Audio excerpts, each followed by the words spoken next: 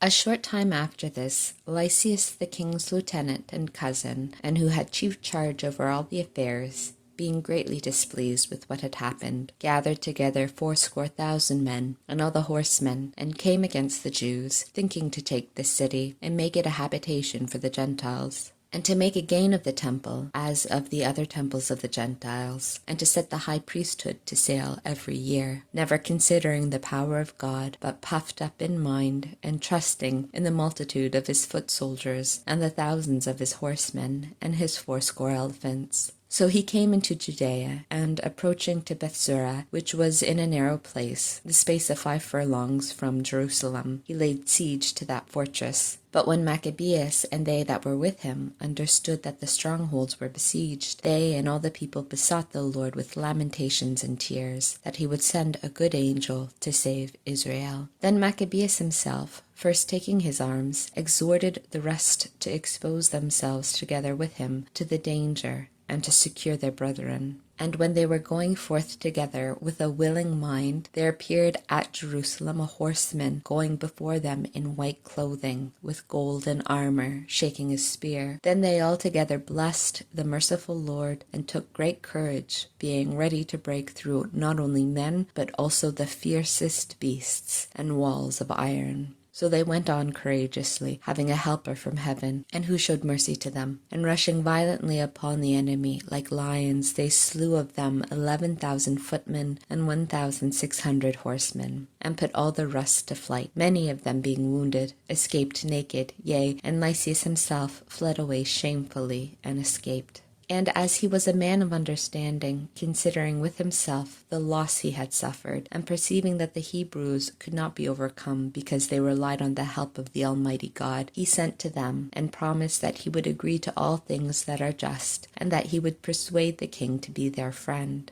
Then Maccabees consented to the request of Lysias, providing for the common good in all things, and whatsoever Maccabees wrote to Lysias concerning the Jews, the king allowed of. For there were letters written to the Jews from Lysias to this effect. Lysias to the people of the Jews, greeting.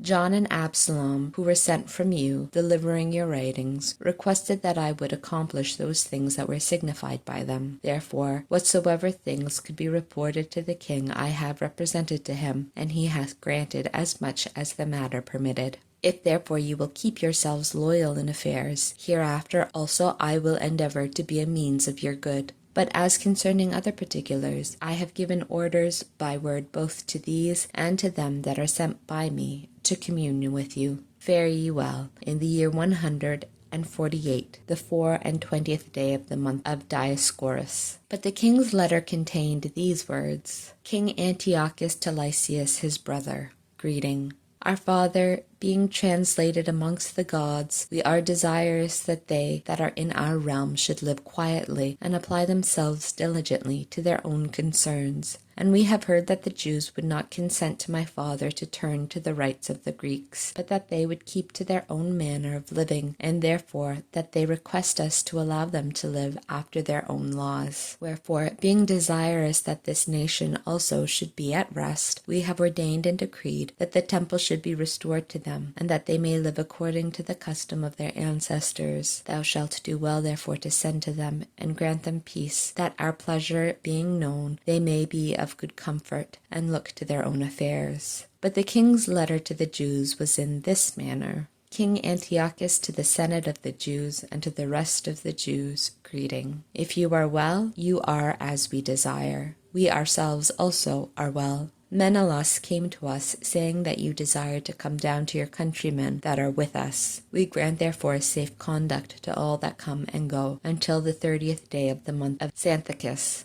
that the Jews may use their own kind of meats and their own laws as before, and that none of them any manner of ways be molested for things which have been done by ignorance. And we have sent also Menelaus to speak to you. Fare ye well. In the year 148, the 15th day of the month of Xanthicus. The Romans also sent them a letter to this effect. Quintus Memmius and Titus Manilius, ambassadors of the Romans, to the people of the Jews, greeting. Whatsoever Lysias the king's cousin hath granted you, we also have granted. But touching such things as he thought should be referred to the king, after you have diligently conferred among yourselves, send someone forthwith, that we may decree as it is convenient for you, for we are going to Antioch, and therefore make haste to write back, that we may know of what mind you are. Fare ye well. In the year 148, the 15th day of the month of Xanthicus.